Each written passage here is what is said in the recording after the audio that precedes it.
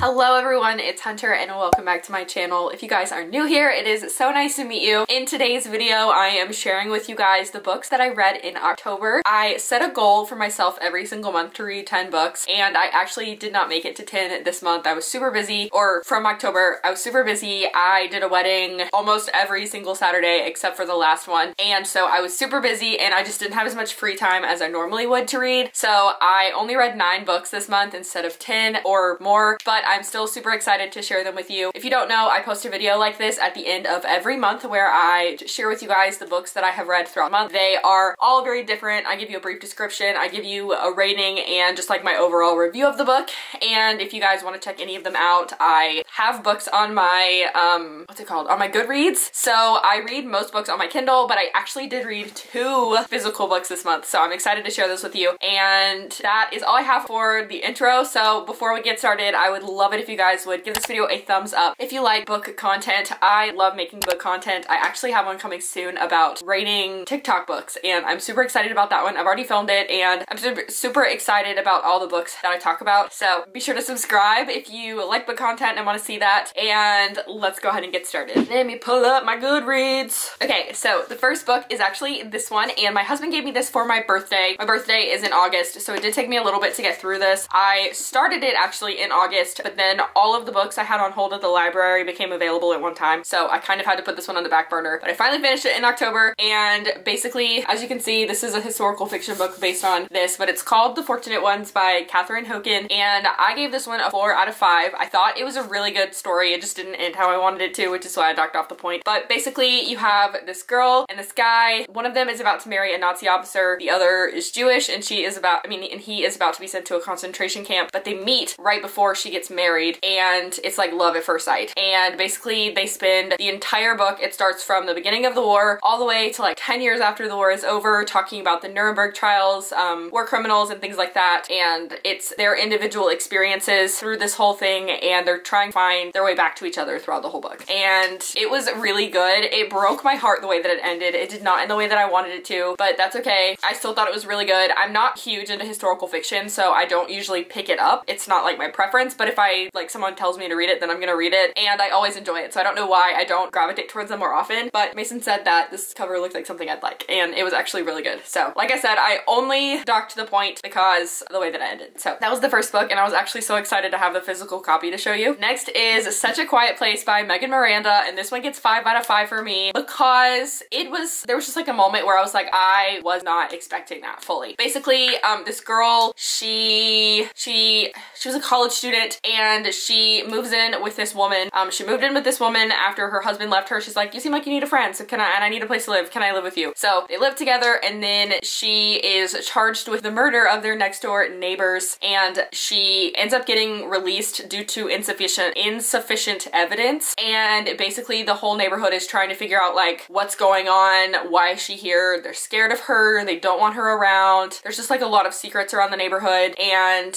they don't ever talk to each other in person. It's mostly just like secrets among each other, which is why it's called Such a Quiet Place, because it seems like a really quiet, nice neighborhood to be in until you go to their neighborhood message board and you see just like everything that's going on. So I thought it was really good. It definitely had a twist to it that I was not expecting, and I really enjoyed it. I really like Megan Miranda's books, the ones that I've read, so I didn't think this one was going to be any different. Next is Falling by TJ Newman, and this one I have not seen it in a lot of places. I have never heard of the author TJ Newman before, but I decided to read it because it looked interesting. Basically, you can see on the cover, but it's this airplane that's falling, and basically in a post 9/11 world, it seems to be like, how in the world does an airplane get hijacked? But somehow this plane gets hijacked. This captain pilot of this commercial airline is going from LAX to JFK, and he gets in the air and he discovers that his family has been kidnapped and is being held hostage, and he has to crash the plane or his family is going to die. So either him and all 150 passengers on this plane are going to die, or his family's going to die and everyone's going to land safely. So he has to figure out how he can get his family away from this person holding them hostage while also landing the plane safely in one piece with everyone alive. And so it's super suspenseful. Whenever I was looking at it, there's like a blurb on the cover, because you know they usually have something like on the front or whatever that says it was like Jaws in the air, and I just think it was super suspenseful because it's like, what's gonna happen? Like, you really have no idea what he's gonna decide and how he's going to successfully land this plane while also keeping his family safe. The suspense, just the suspense, and also there was something that was like super unexpected in it that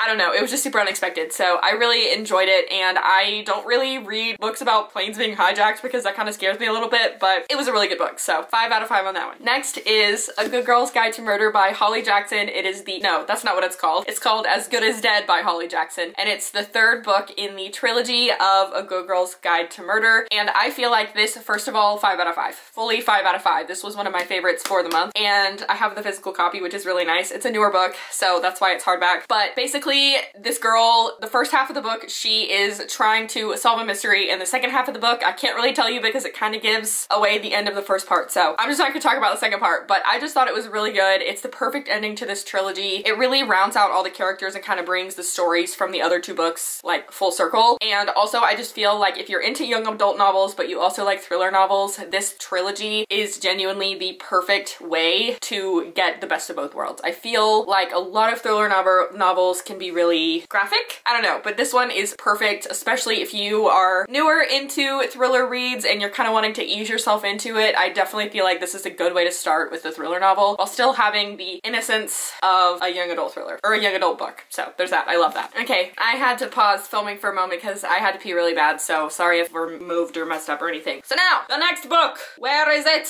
The next book is We Were Never Here by Andrea Bartz, and I don't know how to explain the synopsis without it sounding confusing, so I'm just gonna read the description. It says, Emily is having the time of her life. She's in the mountains of Chile with her best friend Kristen on their annual reunion trip, and the women are feeling closer than ever. But on the last night of their trip, Emily enters their hotel suite to find blood and broken glass on the floor. Kristen says the cute backpacker she'd been flirting with attacked her, and she had no choice but to kill him in self-defense. Even more shocking, the scene is horrifyingly similar to the last year's trip when another backpacker wound up dead. Emily can't believe it's happened again. Can lightning really strike twice? Back home in Wisconsin, Emily struggles to bury her trauma, diving headfirst into a new relationship and throwing herself into work. But when Kristen shows up for a surprise visit, Emily is forced to confront their violent past. The more Kristen tries to keep Emily close, the more Emily questions her friend's motives. As Emily feels the walls closing in on their cover-up, she must reckon with the truth about her closest friend. Can she outrun the secret she shares with Kristen, or will they destroy her friendship, her relationship, her freedom, even her life? I'm gonna give this one 4 stars. I definitely put 5 stars on Goodreads, but I'm gonna change it to 4 stars. I just changed it. I hope I'm in focus because my camera, I can't really see it well. Anyway, I just feel as though like parts of it were kind of predictable. Like it tells you in the synopsis that she killed someone on their trip, so you know that's gonna happen. But I do feel like the ending was very shocking. I don't feel like this book was I thought it was good, but it wasn't like I can't put this down good, if that makes sense. Like I was reading it at the same time as this book because I wanted to read like in the bed in the dark, so that's why I was reading on my Kindle, and then I was reading this one when the lights were on. But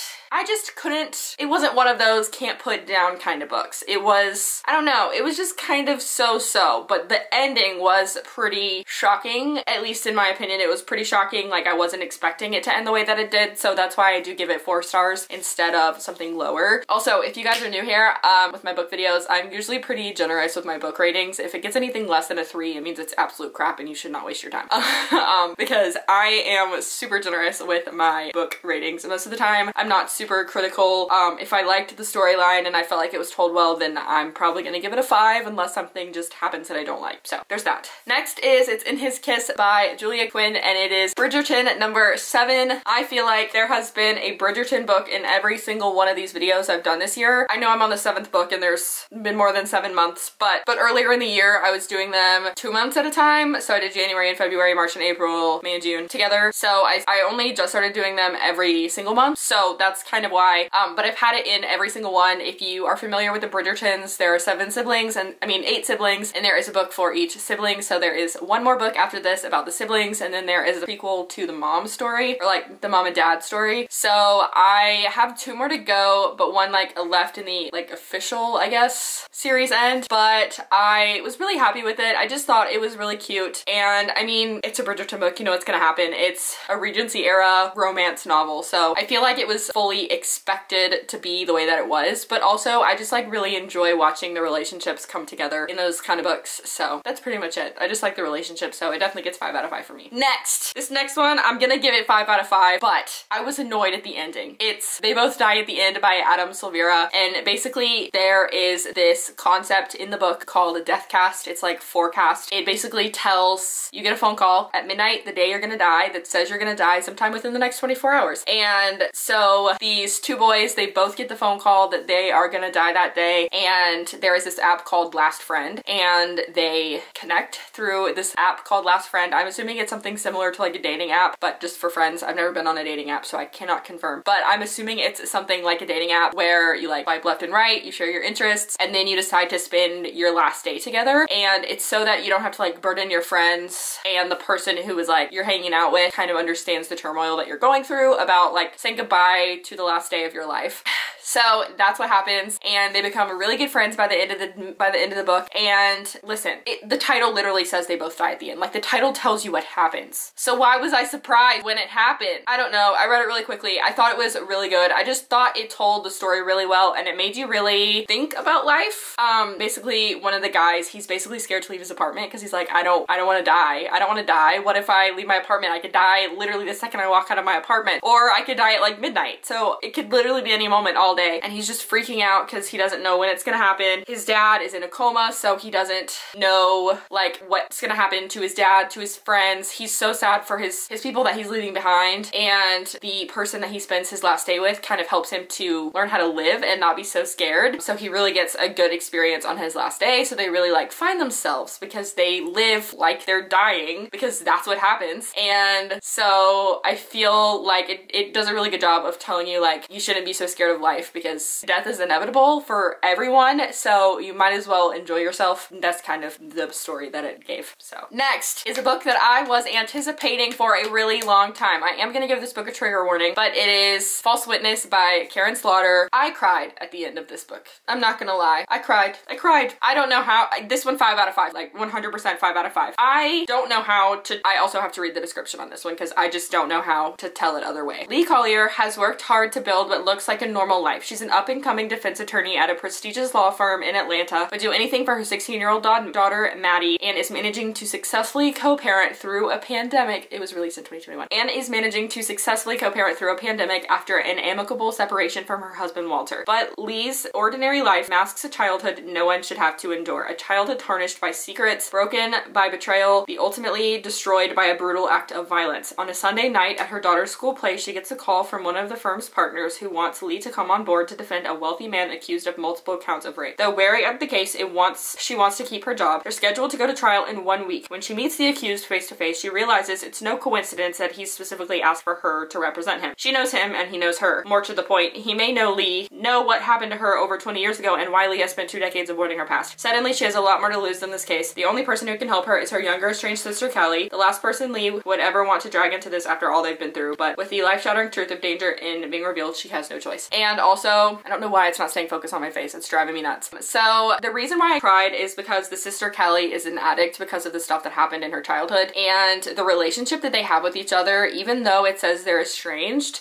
so they don't see each other all the time. They don't have a great relationship when they're not together, but when they're together, it's like no time has passed, and Lee wants to do whatever she can to protect Kelly. And I feel like that relationship just meant a lot to me reading that book. At the end of the book, like in the acknowledgement, she talks about how if you are an addict, please know that someone loves you, because that was something that Callie struggled with, was like feeling like somebody loved her, and she knew without a shadow of a doubt that if no one else loved her, that her sister would, and that was just really emotional to me. So I really enjoyed that. So 5 out of 5. I anticipated it for quite some time. I put it on my list at the library when it came out, and I just finished it because that's when it was available. It came out in July, so it's also a pretty long book, but I really enjoyed it. And the last book I read, I actually finished it last night, is A Girl in Pieces by Kathleen Glasgow, and this one also requires a trigger warning. Basically, this girl starts in the book in a psych ward for cutting herself. So trigger warning for self-harm. So it kind of takes you through her mind and what she's been through, how she ended up in the psych ward, and then what happens to her after the psych ward, and her in an attempt to stay good, if that makes sense. So she gets discharged because she's progressing and staying good. She's doing what she needs to do to get out of this place. And so then it's just like her life afterwards as well, trying to maintain being clean from self-harm and drugs and alcohol and things like that. And honestly, there was a part of this book that made me want to weep. I didn't, but it made me want to because it was so sad, and I just felt for her so much because she clearly was going through a lot. She's been through a lot in her life, even though she was only 18. There's a lot of language in this book, and I do think it requires a trigger warning, so if you have a history of self-harm, I maybe wouldn't recommend this just because she talks about the need to do it. But since I've never felt that before, I don't know how accurate of a depiction this is for what that's like, but at the same time, I feel like it gave me more perspective into it than I would have initially had about self-harm, if that makes sense. So I give that one a 5 out of 5. I felt like it was very beautifully written. It's in the young adult section at Target, so I'm assuming it's a young adult novel, but I thought it was really good, and it reminded me of a lot of books that I read when I was in high school, so gave me a bit of a nostalgic feeling as well. So that was the last book that I read in October. Like I said, I only read 9 books, which for a lot of people is a lot. For some people, that's like a drop in the bucket, but I really enjoyed all the books that I read, and I cannot wait to share with you guys what I'm reading in November. Haven't even started November yet. It's October 31st. It's Halloween. I started a new book today. I just don't have time to finish it in October, so that's why I'm not including it in the video. But I hope you guys enjoyed this video. If you like book content, please be sure to stick around and give this video a thumbs up if you haven't already, and I will see you guys in my next video. Bye!